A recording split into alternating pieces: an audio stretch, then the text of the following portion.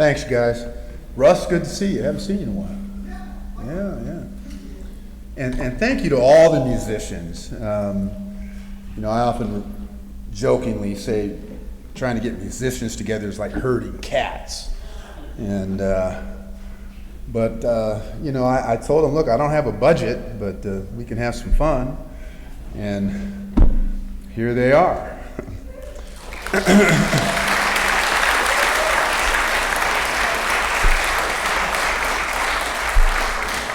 And also to Eric's wife, Billy Sue, she recorded the piece that we were listening to during the offertory, so she contributed. And have they been showing the pictures up here? Yes. Okay, so Aaron, years ago, I believe it was you that scanned those for us, didn't you? No?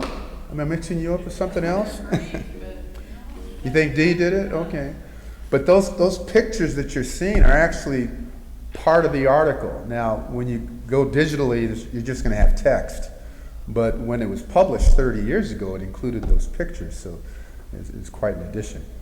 All right, so I want to talk to you a little bit about a blues event in my life. And that was when Dee came to me and said, we got to move to California. I said, what? Now, we were in Colorado, and we met at work in Santa Monica, but moved to Colorado in the late 80s, and I loved it there because, oh my goodness, there's so little traffic. I mean, the place in Santa Monica, you had to look at your watch before you went to the grocery store because you knew there weren't going to be any parking spaces. Okay, and nothing like that in the Denver area. So it was just a joy to be there. I mean, we stumbled into a Unitarian church, and they had the equivalent of what we call circle dinners and soul matters. And we liked it so much with this set of couples, 4 other couples, that we continued to have monthly dinners, and we would play board games afterwards, and we did that for 20 years with one group. And when I tried to say, hey, so-and-so and so-and-so want to join our group, they said, no way, because it's hard enough to seat 10 people for dinner as it is. So we started a second group, okay? And we had that group for 17 years.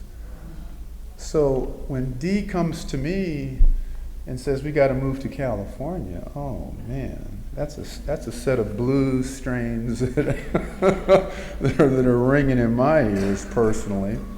I mean, her daughter got married here in Northern California in 2007, had her first kid in 2009. But in 2012, when that second kid dropped, that was it. Okay? If I was playing poker, if I had 4 aces and a joker, I would have still lost the hand. Okay? All right. And then to make matters worse, we had our stuff sent out on pods, but we drove our cars, and the last day coming in, the GPS, because we're on I-80 coming in, the GPS tells us to take Highway 37 over to 101 to go up to Santa Rosa. And that road is terrible. Okay, and we're talking about 12, 13 years ago. And it just happened to be the time of day where the sun was right in your eyes. Okay? Oh, man. So, all on the trip, I had no idea what kind of music am I going to be playing in Santa Rosa. You'd Google Santa Rosa and jazz, and you'd get nothing.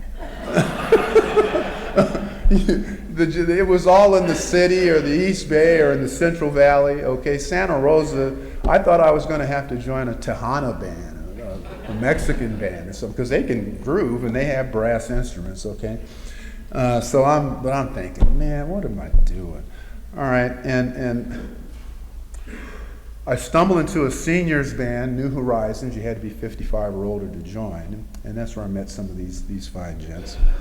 And after about 2 years, the banjo player here, Dave, runs up to me and says, John, I need a trombone player in my ragtime and Dixieland band. And I said, well, that sounds great, Dave. But I said, I don't know anything about that kind of music. And he says, oh, you'll pick it up. Well, 10 years later, and I'm still trying to pick it up. So, so I show up to the first rehearsal, all right? He needs a trombonist because his trombonist is going back to Europe to retire, okay? And he hasn't left yet, all right? So Werner comes up to me and he says, he gives me a binder and he says, "Here are our charts." And I look at it, and there's not a note in the book. It's all chord grids, if you know what a chord grid is. No, they don't give you the melody or nothing. They just give you the chords. I said, "What's this?" They say, "Well, the clarinet player and the trumpet player and the piano, they get the lead sheets, okay, and the tuba and the banjo and the trombone, and you just have to harmonize with them, so all you need are the chords." I said, "Oh, man, what am I getting into?" Okay. But I tell you, it's been one of the best things, because what music teaches you, what blues teaches you, and Marsalis talks about this if you go to the article. So where is that article now? American Heritage Magazine / what-jazz. Is that what I said? What? Yeah, I'll send it out. But what it teaches you is you're going to get a chance to solo, okay, if you're courageous enough. If you're courageous enough. But you can't just do your solo, not really. You have to listen to the person that's playing ahead of you, okay? And whatever little licks and things that they throw in, you got to throw in a few of those licks too, just to show that you were listening to them, okay, and to give them some respect. All right, so now we find ourselves where the entire nation, a number of us, are in a blues funk, all right, and we want to influence people to our way of thinking, and guess what? You need to shut your mouth and listen, okay? And if you do respond, you have to do it with the words and timing that they just used to tell you something. I mean, sometimes no response is the best thing. We have our son-in-law, bless his heart, he's influenced by these